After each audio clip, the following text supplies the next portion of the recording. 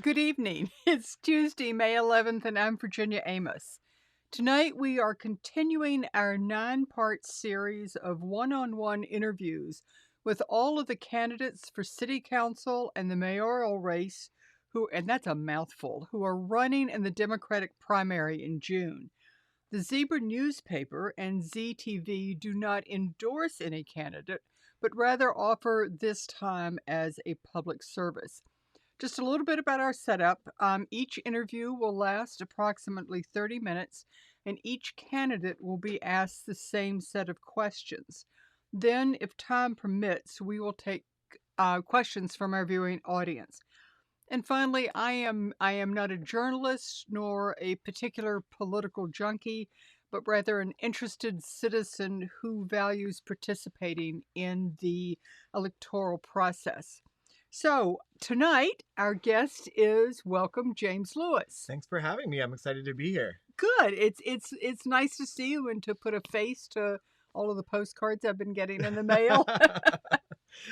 So we're going to get to know you a little bit more, but we're going to be talking about some serious subjects tonight. So I thought we would do a couple of quick fire icebreakers just to kind of, loosen things up. Sounds like a plan. Good. So how long have you lived in Alexandria? 10 years. Okay. Moved here November 2010. Okay, and where did you move from?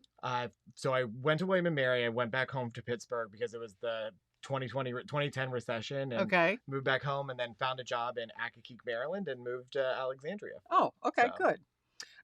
What 3 words best describe you? Ooh. That's a good question. I would say Alexandrian. I always say that I'm an Alexandrian by choice because I love this city. Chef. I like to cook a lot. Okay. And outdoorsy. I need grass and trees in my life. Otherwise, can't do the concrete jungle. Good. I'm a big green space person. What is the one thing that most people don't know about you? So I was doing an interview the other day, and someone found out I'm on the state's charitable gaming board, which has jurisdiction over bingo. And my first job ever was working at a bingo. So I actually know a very large amount about bingo and how to play bingo. And so if anyone wants to play bingo. Like a bingo caller? Well, all the way through from the people who sell to manage games. And then now on the state board, we actually do all the regulations for what the rules are for bingo. There are rules for bingo? Yeah, there's lots of rules. It's Virginia. There's a rule for everything, right? Okay. I did not know that one. So, we'll have to explore that. And finally, now that you're a chef, you tell us you're a chef. What is your guilty food pleasure? Oh, anything that's chocolate and coffee together. So whether it's like a mole sauce or like chocolate and coffee brownies, all of the above. So anything that puts like coffee ice cream with chocolate on top. Yes. Yeah. But see, making ice cream's too much work. I just let Harris Teeter do that. Okay. All right. I like that. That's okay. So, in terms of choosing to run for city council, was there one dominant issue for you, or an issue or situation that really compelled you to throw your hat in the ring? No, I don't think there was a particular issue. I think we're in a unique time politically. We have 3 open seats on council, which sort of never happens in this city. And in looking at sort of what I thought I could contribute, we have a lot of infrastructure challenges in the city, and I've been on the traffic and parking board for 7.5 years, digging in on these issues, making solutions, working with communities to get the solutions right, and seeing that need that we're going to have an infrastructure problem for the next few years.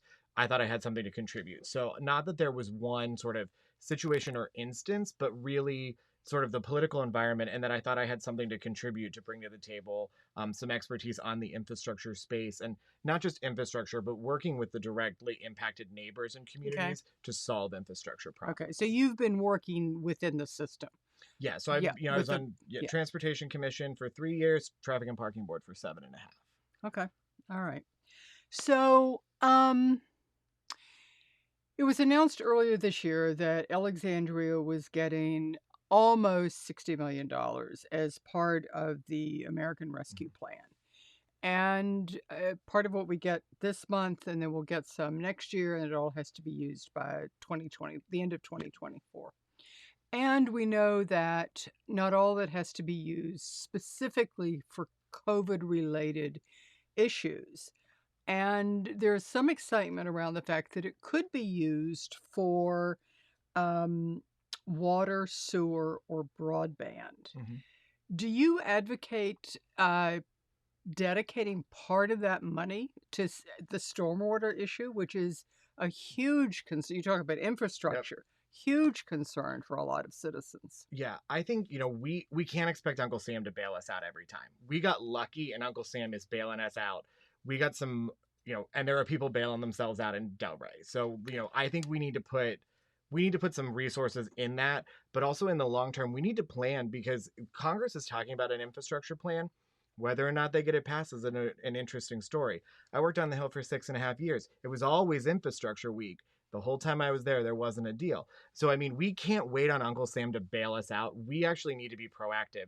We've got this money once, and yeah, we absolutely need to spend some of it on the high impact capital projects. They're going to start solving this flooding problem. So, yeah, I definitely think we need to dedicate some of those resources there. Have you personally been impacted by the flooding? No, so when I lived in Old Town, so we were north of Fairfax Street, so Okay. we don't flood. And then we just bought a place on the west end, and we're not Okay. part of, we don't have flooding where we're at, but it's happening, whether it's Northridge, Old Town, Delray, even on the west end, there are people that are flooding in right off of Fort Ward Park. So, this is an issue that impacts everyone in the It city, is. and we clearly just let the issue, like a lot of cities, we didn't have the resources and wasn't a Right. priority. Right. Now, it's like a splinter. Do you take it out and it sucks and hurts, or do you leave it in and let it get infected? You still got to take it out, and now your finger's infected. Right. we Right. in the we're in the fingers infected phase because we just didn't take the splinter out. Right.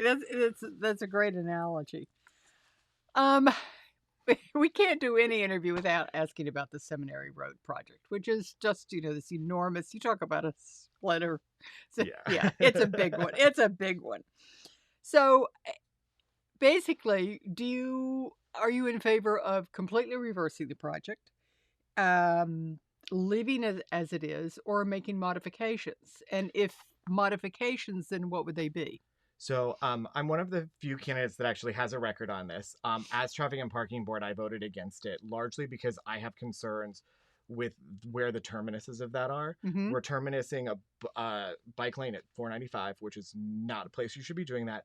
And we're terminating a bus lane at Quaker and Seminary, which just had an accident. Yes. We know that's an unsafe intersection.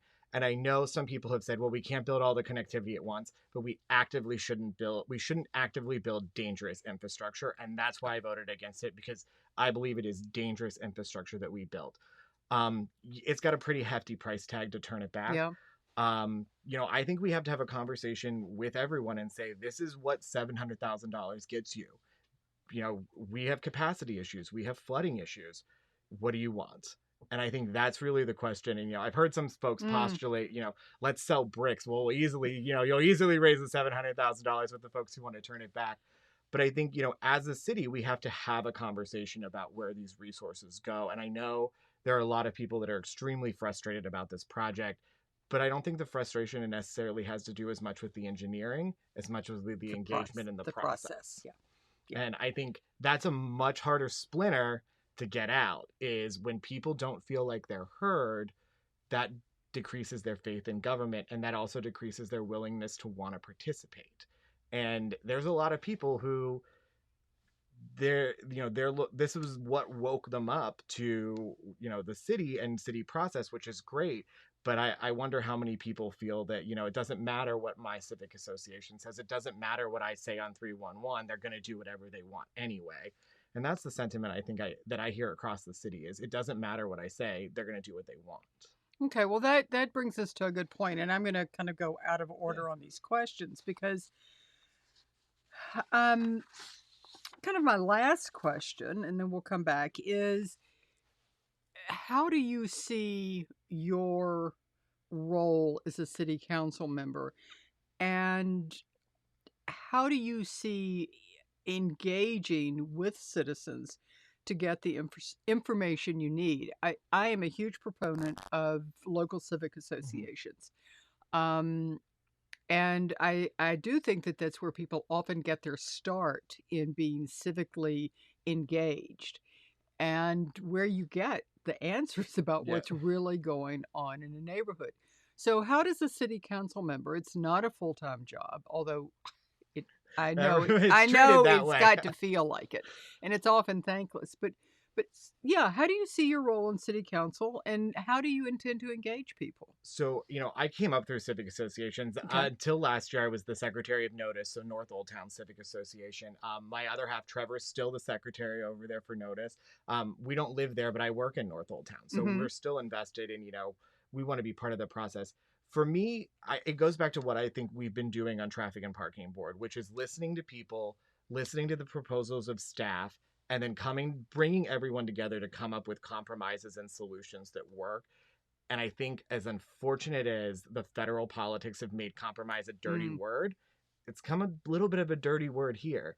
And what I think there's a way to do, because we've proven it on the Traffic and Parking Board with different projects. A good example would be the bike share at the new Gables. This city, I was sort of angry because the city talked to the developer 3 times and never came back to Notice. So the project came before Mm. Traffic and Parking Board to move the site of where this was going to be. They talked to the developer 3 times. They talked to the bike share folks. They talked to the businesses. They never talked to the civic association. Mhm. So we said, we don't like this. We had one meeting with city staff, the developer, and the civic association. Everyone agreed on where it is, and everyone likes where it is now. How hard is that?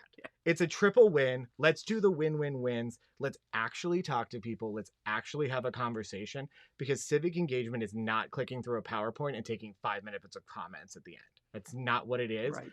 And I mean, you go to a city meeting. I've even been on city work groups where that's you get the staff presentation, you get 5 minutes to make your questions or comments. And these aren't just citizens. These are me as an individual who's on this board, who's supposed to vote on making a recommendation. But there's not really a whole lot of time for that. And I know, folks like to say, well, it's always process. It's always so much process. There's a difference between process and listening to people. And I think that's the gap, that folks don't feel listened to. They don't feel heard. And that's what I'd like to bring to council, which is listening to people and saying, look, this is what we want to do. This is what we need to do. What do we need to do to get you on board? Because this is the direction we Mhm. want to go.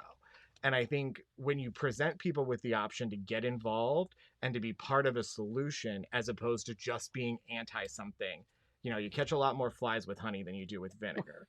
And you gotta create opportunities for people to be part of the solution. And I think that's the role of council, is to step in when things aren't going the right way and provide that opportunity to put that political pressure on whoever it is, whether it's a developer who's bringing a proposal forward or city staff. You have to, as city council, it's your job to represent the voice of the people.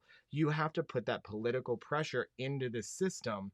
Otherwise, the system doesn't work. Well, I'm really interested that you say that, and I appreciate it. I live in Del Rey, and I would say grew up with the Potomac Yard project. Mm-hmm. And what was first proposed is so very different from what we have now, from the way the streets connect to the Monroe Street Bridge to the metro station. Mm-hmm. And there's a lot of, you were talking about people want to be heard. And I also think that I always felt like it wasn't being recorded accurately, or was it even being recorded that people could go back and refer to? Mm-hmm. Um, No, and I mean, so, on Traffic and Parking Board, we started requiring staff as part of our docket to put up a public outreach and engagement, because we realized it wasn't happening. mhm, And so until we forced them to put that on the document, it made it a lot easier for us then as the board to hold them accountable and say, did you reach out to X, Y, and Z civic association that's going to be impacted by this? Or even if it's not a civic association, hey, there's a big condo right there that's going to be yeah, directly impacted. Did you reach out to this condo association? And sometimes the answer was no. And we very quickly were just like, we're not listening to things that don't have public mhm, outreach and public component to it. And until we really forced the issue, it didn't start to happen. And I think that's again, you need that political yeah. pressure in the system to force the issue, or it's not going to happen. And I know that folks are sort of a lot. I've heard a lot about the Potomac Yard issue, um, including people who made major purchasing decisions Yes. based off of what was going to be a second entrance that was expected to be ADA capable for their Yep. reality as an organization. And now that's not the case. And I mean, I know plans change when things move forward, but we put plans out there for a reason because Mm-hmm. we want people, we want businesses to be able to plan. And I always say this, like, you know, having worked on the Hill and around, you can be opposed to a business as long as they have certainty, they don't care. It's all about certainty. People want to be able to plan for the future. They want to be able to make a decision. If I'm going to buy a townhouse on spec, I want to know that the people behind me are going to be a townhouse, not a bunch of condos Yep. that's just going to get rezoned. And that's why we put these plans forward. That's why they're supposed to be so transparent, so people can make informed decisions. But when the plans don't mean anything, we're not making informed decisions. We're not letting people to make informed decisions. And then we also, as a city, don't know where we're going. Like, none of the pieces connect if Mm-hmm. we're not using the plans. And I think that's one of the things that I've tried to talk a little bit about is we have lots of small area plans Yep. and lots of project plans. Where's the piece that puts it all together? Right now, we're talking about moving cars, we're talking about moving people, and we're talking about moving stormwater and wastewater. That requires a master plan. That requires us to look at the city from 35,000 feet and say, okay, if we're going to put 640 people here, where does their sewage go? What school do their kids go to? We're not doing that. Everything is happening piecemeal. And what we need is the larger perspective that ties all those pieces together. And we don't have that right Okay. All right. I I would agree with you. now. I would agree with you. All right. Now we go back to, although I must say listening is a hot button issue for me. And this other issue is, and I look at it kind of differently because I'm not a parent with school age children. But what is your take on this whole issue around co-location housing, and has it been blown out of proportion? I think there are elements where folks always get a little upset. And I think when people feel surprised, they get additionally upset. Starting at the top, I think co-location for housing makes some sense. There's a perfect example in Potomac Yards with the fire station, where we were able to put it on top of the fire station. We have public safety assets we had to build anyway. We're also going to put housing there because if you're going to build it, you might as well build it. I think on the other side, though, when we start talking about looking at schools for co-location, we don't have enough school capacity as it is. Hmm. Land is already $1 million an acre in the city, if not more. Why would we cede land to housing when we Hmm. don't have enough space for our kids? And that's really where it comes down to me, as we need to have enough space for our kids. We said this is what the space we're setting aside for our students, for their recreation and for their education as a city. And now we're going to say, well, no, we're going to use this for housing now. We don't have the capacity. It would be an entirely different thing if we were under capacity and closing schools. That's not our reality. We aren't closing schools. We need to fix the schools that are falling apart and expand the ones that we have, and we probably need a few extra ones Yep. too. And so it seems sort of frankly irresponsible to have this conversation about putting housing on land that we've dedicated to our kids when we already don't have enough land dedicated to our kids in this city. So the way I understand it was, this first came about because it was on a PowerPoint Mm. slide that was, I don't know, it was a PTA meeting or something. Where did what was the germ of this idea? Do you have any? Do you know? I mean, my understanding is that the city has a proposal that all projects moving forward are considered for co-location. Okay. Um, cool. I think we can have those type of policies. I also think that we should have a policy that says not on school grounds, because that's for our kids.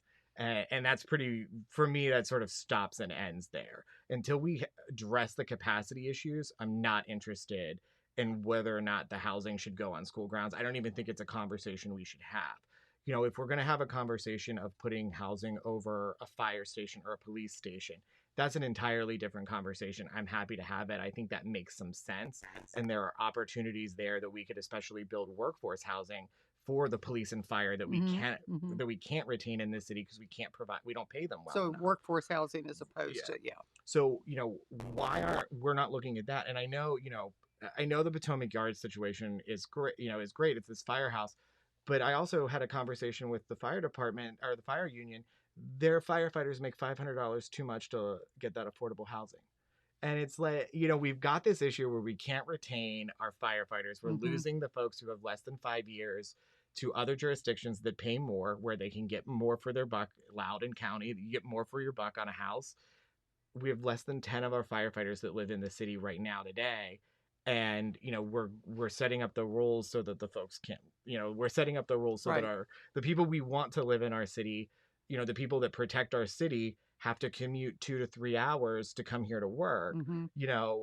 And then they work a shift, and then we've putting these people on the road and sending them 2 or 3 hours home. Like, I worked on first responder issues on the Hill, and I wrote something called the First Responder Resiliency Act, because we learned that America has, over the last 5 years, has lost more firefighters and police officers to suicide than in the line of duty. Oh my goodness. It's a huge crisis, and we're burning our folks out.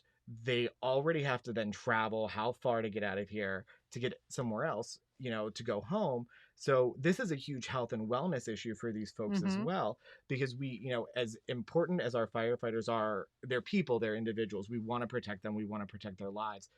We also make an investment in them as a city, in their training. When we lose them to Arlington, to the airport, to Fairfax County, we've lost that investment, and now we got to go back to step one, make that investment in someone again.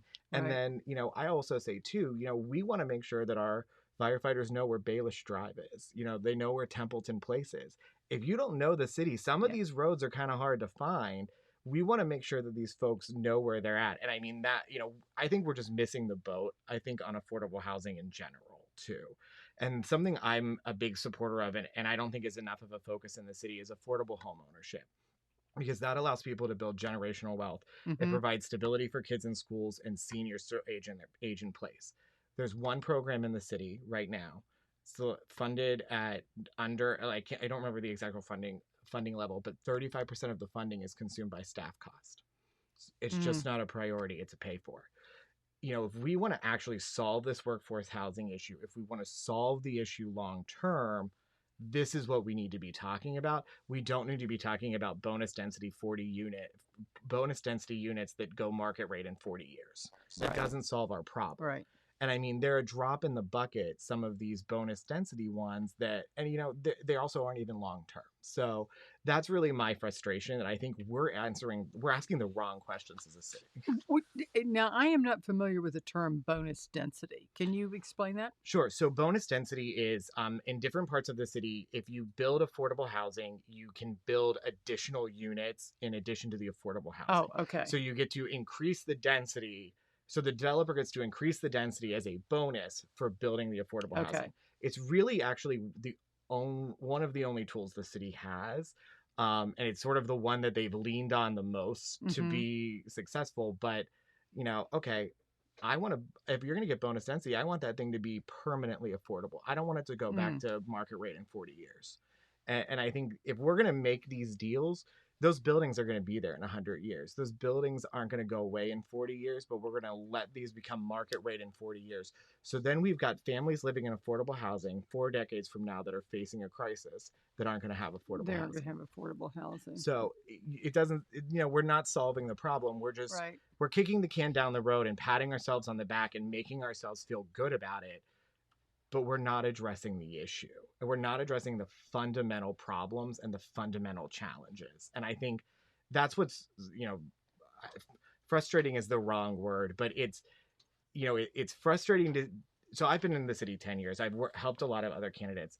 We've talked about affordable housing for the last 10 years. We talked about the schools being over capacity for the last 10 years. When are we going to do something about it? And I mean, I've been in the city 10 years. We're having the same conversations. Yeah. When are we actually going to do something? You're absolutely right. And I'm laughing with you. I'm a huge fan of the West Wing.